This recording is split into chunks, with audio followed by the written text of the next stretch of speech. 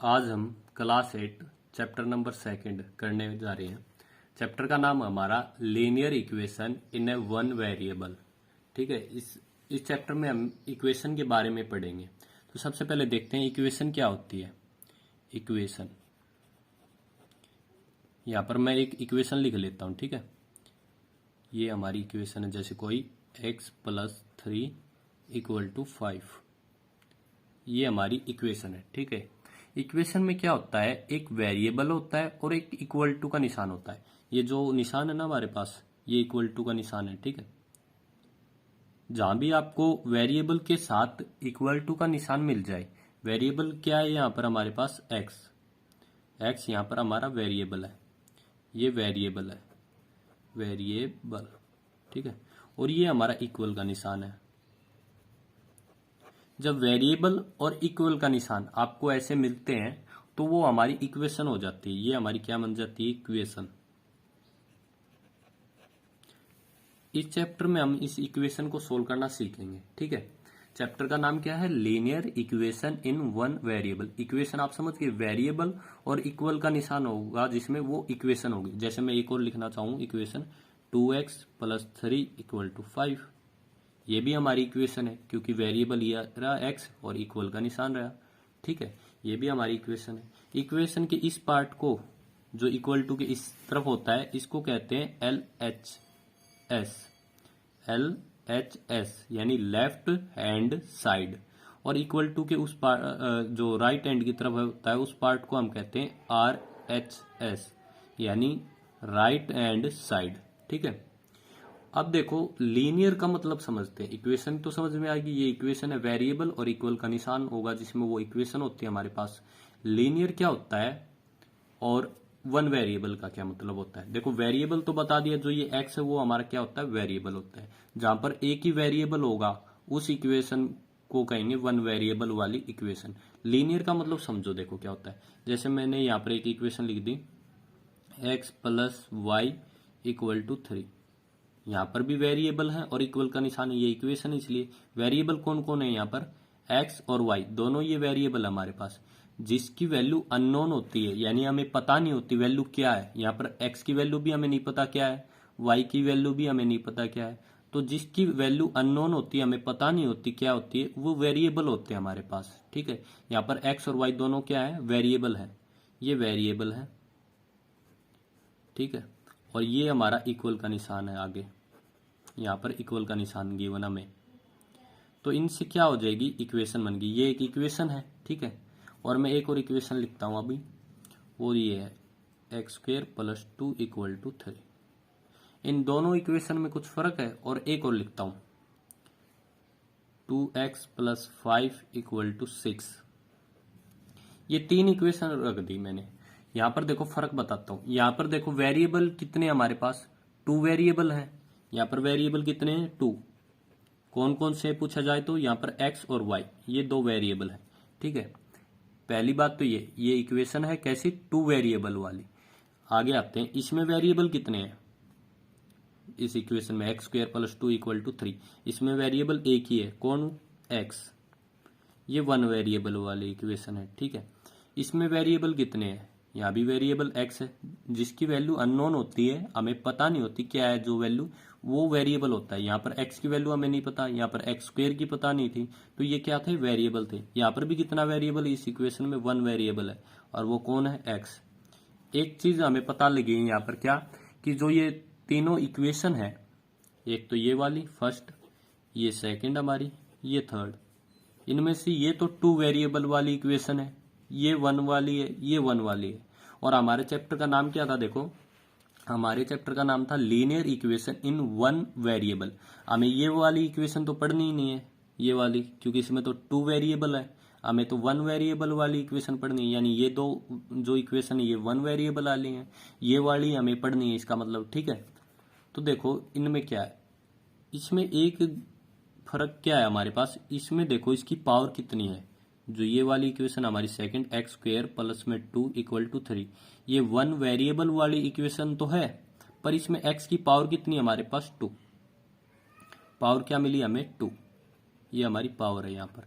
और इस इक्वेशन में जो थर्ड इक्वेशन है उसमें क्या है, पावर हमारी एक्स की पावर कुछ नहीं है, जिसकी पावर कुछ नहीं होती वो क्या होती है 1। यहाँ पर एक्स की पावर हमारी 1 है, तो यहाँ पावर कौन सी हमारी 1। तो लीनियर इक्वेशन बता रहा हूं मैं अब क्या होता है लीनियर में क्या होता है, वेरिएबल की जो पावर है हमारे पास, जो इक्वेशन के अंदर वेरिएबल आएंगे उनकी पावर हमारे पास 1 होगी, वो हमारी लीनियर इक्वेशन कहलाएगी। तो लीनियर इक्वेशन कौन सी है इनमें से, हमारे पास ये, क्योंकि इसकी पावर 1 है। और हमें ये भी नहीं पढ़नी इसका मतलब, क्योंकि इसकी पावर 2 है तो ये क्या नहीं है, एक लीनियर इक्वेशन नहीं है। तो मैंने 3 इक्वेशन बताई, जिसमें एक इक्वेशन तो क्या थी 2 वेरिएबल वाली, वो भी हमें नहीं पढ़नी क्योंकि हमें तो 1 वेरिएबल वाली पढ़नी है, ठीक है। फिर ये 2 इक्वेशन देखी, ये दोनों की दोनों 1 वेरिएबल वाली थी, पर इनमें से एक लीनियर इक्वेशन थी और एक नहीं थी। लीनियर इक्वेशन का कैसे पता चलेगा, वेरिएबल की पावर हम देखेंगे, एक्स की पावर देखेंगे हम कितनी, यहाँ पर कुछ नहीं है, इसका मतलब एक्स की पावर 1 है। यहाँ पर एक्स की पावर दिखाई है 2 बता रखी है यहाँ पर इक्वेशन में, तो यहाँ पर हमारी 2 है। तो हमें तो केवल वही इक्वेशन पढ़नी है जहाँ पर एक्स की पावर 1 हो, यानी वेरिएबल की पावर 1 हो, वो हमारी क्या कहलाएगी, लीनियर इक्वेशन। तो आप देखो linear equation in one variable, अब इसका मतलब समझ गए होगे आप। लीनियर का मतलब वेरिएबल की पावर 1, इक्वेशन का मतलब वेरिएबल और इक्वलिटी का निशान हो जिसमें 1 वेरिएबल का मतलब केवल एक ही वेरिएबल हो। जैसे मैं इक्वेशन लिखता हूं, ये बताना कैसी है, ये चेक करनी है हमें लीनियर है या नहीं है। तो लीनियर के लिए क्या करेंगे, एक्स की पावर देखेंगे, एक्स की पावर कितनी है, या दिखाई नहीं है, तो जिसकी पावर दिखाई नहीं दे रही है वो उसकी 1 होती है, ठीक है। तो इसकी पावर 1 है, तो ये कैसी है, लीनियर इक्वेशन हमारे पास, ठीक है। और वेरिएबल काउंट करते हैं, इसके अंदर कितने वेरिएबल हैं, केवल एक्स ही है, और वेरिएबल तो इसके अंदर है नहीं, ठीक है। तो यानी एक ही वेरिएबल है और पावर भी एक्स की 1 ही है, तो ये कैसी इक्वेशन हो जाएगी हमारे पास, लीनियर इक्वेशन इन 1 वेरिएबल। हमें ऐसी इक्वेशन पढ़ना है, हमें क्या पढ़ना है इसमें, अब हम पढ़ेंगे क्या, इन ऐसी इक्वेशन के सॉल्यूशन निकालना पड़ेंगे कि इनका सॉल्यूशन कैसे आता है, ठीक है। तो चलो सॉल्यूशन के पास चलते हैं, हम सॉल्यूशन कैसे निकालेंगे। सॉल्यूशन देखो, मैं एक इक्वेशन लिखता हूं, x + 5 = 8। सॉल्यूशन निकालने के लिए हमें देखो क्या करना है, ये नंबर हमें पता नहीं, x क्या है ये पता नहीं, ये अननोन नंबर है, हम नहीं जानते यहाँ पर क्या है, ठीक है। तो ये हमारा वेरिएबल है, ठीक है। इसमें कुछ प्लस करें तो हमें सोचना है कि ऐसा क्या नंबर है जिसमें हम, यहाँ पर क्या लिखूं मैं, ऐसा नंबर जिसमें हम 5 को प्लस करें तो 8 आ जाए। क्या हो सकता है ऐसा नंबर कि उसे 5 में प्लस करें और 8 आ जाए। हमारे पास 3 है, वो 3 में अगर हम 5 को प्लस करेंगे तो 5 और 3 8 आ जाएगा। इसका मतलब यहाँ x की वैल्यू क्या है, 3 है, ठीक है। चलो मैं एक और इक्वेशन और लिखता हूं, 2x + 3 = 23। अब देखो यहाँ ये इक्वेशन है, 2x + 3 = 23। अब मैं यहाँ पर x की ऐसी क्या वैल्यू टेकूं जिसकी 2 के साथ तो मल्टीप्लाई करे और फिर उसमें प्लस करे 3, तो 23 आ जाए। ऐसी वैल्यू सोच सकते हो, यहाँ तो आसानी से मिल गई थी वैल्यू, यहाँ पर थोड़ा हमें समय लग जाएगा। जैसे मैं बताऊं तो यहाँ पर हम रख सकते हैं x की वैल्यू 10। देखो 10 रखने पर क्या होगा, 2 × 10 + 3 = 23। ये कितना हो जाएगा, 2 × 10 हो जाएगा हमारे पास 20 और प्लस में 3 कितना हो जाएगा 23 आ गया ना। 10 रखने पर हमारा क्या आ गया, यहाँ पर 23 आ जाता है। तो ऐसे हमें x की वैल्यू निकालनी है जिससे क्या हो जाए, ये हमारी इक्वेशन सोल्व हो जाए। पर ऐसे सोचने से, जैसे यहाँ पर हमने सोचा 3 रखेंगे तो 8 आ जाएगा, पर यहाँ पर हमने देखा इक्वेशन थोड़ी डिफिकल्ट होगी और बाद में क्या हो सकता है, इससे भी ज़्यादा डिफिकल्ट हो सकती है। तो ऐसे सोचने से हमेशा सॉल्यूशन नहीं निकलेगा, ठीक है। इसके लिए हमारे पास क्या है, मैथ का एक तरीका है, उससे हम सॉल्यूशन निकालेंगे। अब हम उस तरीके को सीखने जा रहे हैं, ठीक है। अब देखो यहाँ पर मैंने एक इक्वेशन लिख दी, क्या है ये इक्वेशन, 2x - 3 = 7। अब इसको सोल्व करेंगे। देखो इसको सोल्व कैसे करेंगे, अब सोचेंगे नहीं कि यहाँ x पे क्या रखें जिसकी 2 से मल्टीप्लाई करें और -3 करें तो 7 आ जाए, ऐसा सोचना नहीं है। इसका एक तरीका है, देखो क्या तरीका है वो, जैसे हमारे पास 2x है, आप इस = 7 रखो, ये जो -3 है ना, इसको इक्वल टू के इस साइड ले आओ तो ये क्या हो जाएगा, यहाँ पर +3 हो जाएगा। जब भी माइनस की कोई भी नंबर होता है हमारे पास, अगर उसे इक्वल टू के निशान से इस साइड लेके आते हैं तो वो प्लस का हो जाता है। जैसे ये -3 था, इक्वल टू का निशान जैसे ही इसने पार किया, राइट हैंड साइड आया ये, तो ये प्लस का बन गया। ठीक है, अब देखो क्या होगा, 2x इक्वल टू 7 और 3 को ऐड कर दो, कितना बन जाएगा हमारे पास 10। अब क्या आएगा, 2x इक्वल टू 10 आ गया। अब इस 2 को भी इक्वल टू के उस साइड ले जाओ, क्योंकि हमें तो x की वैल्यू फाइंड करनी है ना, तो इस तरफ केवल x को रहने दो और जितने भी नंबर होते हैं परली साइड ले जाने होते हैं, हमें इक्वल टू के राइट हैंड साइड में लेने होते हैं। तो ये 2 देखो, ये x के साथ क्या है, मल्टीप्लाई में। देखो इन दोनों के बीच में कोई निशान नहीं है ना, इसका मतलब ये मल्टीप्लाई में होते हैं। 2 इंटू एक्स है ये, इक्वल टू 10। जब भी मल्टीप्लाई में कोई चीज होती है और उसे इक्वल टू के परली साइड ले जाया जाता है तो वो डिवाइड में चली जाती है। यानी 2 को अगर मैं उस साइड लेके जाऊंगा तो वो डिवाइड में हो जाएगा हमारा, यानी ऐसे हो जाएगा ये 10/2। तो x की वैल्यू क्या हो जाएगी, 2 1 जा 2 और 2 5 जा 10। हमारी x की वैल्यू क्या आ गई, 5 आ गई। तो ये बात ध्यान रखना हमेशा, क्या, जैसे यहां पर लिख देता हूं मैं बॉक्स में, ये मैंने एक बॉक्स बनाया, जैसे प्लस का कोई भी नंबर है, ठीक है, हमारे पास कोई भी नंबर है, अगर वो इक्वल टू के इस साइड आएगा तो वो माइनस का हो जाएगा। अगर माइनस का कोई भी नंबर है वो इक्वल टू के इस साइड आएगा तो वो प्लस का हो जाएगा। ठीक है, या गुणा में कोई भी नंबर है वो पर इक्वल टू के परली साइड आता है तो वो डिवाइड में हो जाता है। और डिवाइड का कोई भी नंबर होता है वो इक्वल टू के इस साइड आता है तो वो गुणा में हो जाता है। ये बात हमें ध्यान रखनी होगी अगर सोल्व करना है। इसी इक्वेशन को एक दूसरे मेथड से भी हम सोल्व कर सकते हैं, वो देखो क्या है, यहाँ पर लिख लेते हैं इसी इक्वेशन को। क्या है इक्वेशन, 2x - 3 इक्वल टू 7। हम क्या करेंगे, बोथ साइड ऐड कर देंगे हम +3, बोथ साइड ऐड करेंगे हम +3 को। ठीक है, बोथ साइड का मतलब इस साइड भी और परली साइड भी, हम +3 को ऐड कर देंगे। ये कर दिया। ये ऐसा क्यों किया, ऐसा करने से पता क्या होगा, यहाँ जितने भी नंबर हम उन्हें एक एक करके काटेंगे। देखो 3 से 3 कैंसिल हो गया, मैं यही चाहता था कि ये कैंसिल हो जाए, इस तरफ कुछ भी ना बचे, x बचना चाहिए ताकि इसकी वैल्यू आ जाए डायरेक्ट। तो ये क्या हो गया हमारे पास 2x, इन्हें हम प्लस कर देंगे 7 और 3 10।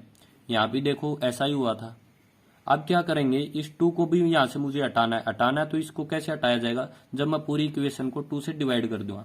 तो मैं बोथ साइड क्या कर रहा हूं, बोथ साइड डिवाइडेड बाय 2। मैं दोनों साइड क्या कर रहा हूं, 2 से डिवाइड कर रहा हूं। ये 2x इक्वल टू 10 है ना, इसको भी 2 से डिवाइड कर देता हूं, इसको भी 2 से। क्यों, क्या देखो ये 2 से 2 कट जाएगा ना, यहाँ कैंसिल हो जाएगा, केवल x बचेगा यहाँ पर। अब x बचेगा तो x की वैल्यू मिलेगी हमें, और 2 से इसको काटेंगे तो कितने पे कटेगा, 5। चाहिए आप ऐसे निकालोगे तो भी अपना 5 आ रहा है x की वैल्यू, और ऐसे निकाल रहे हो तो भी। दोनों मेथड हमारे बिल्कुल ठीक है। इस मेथड में आपको याद रखना पड़ेगा कि जब इक्वल टू के निशान की परली साइड कोई भी नंबर जाता है तो वो कैसे चेंज होता है, प्लस माइनस में, माइनस प्लस में, गुणा डिवाइड में, और डिवाइड गुणा में, ऐसे चेंज होगा। अगर ये मेथड यूज कर रहे हो तो आपको ध्यान रखना होगा कि एक एक जो भी हम काम कर रहे हैं वो बोथ साइड होगा। जैसे मैंने +3 ऐड किया तो वो मैंने बोथ साइड किया। और क्यों करना है, क्योंकि इनको हटाना है। अगर यहाँ पर प्लस का 3 होता तो मैं -3 बोथ साइड ऐड करता, क्योंकि -3 से +3 कट जाता है ना, फिर ऐसा करना है। अब देखो हम एक और इक्वेशन को ऐसे ही सोल्व करके देखते हैं। ठीक है, अगली इक्वेशन हमारे पास है 2y + 9 इक्वल टू 4। पहले तो देखो कि यह कौन सी इक्वेशन है, क्या ये लीनियर इक्वेशन 1 वेरिएबल वाली है।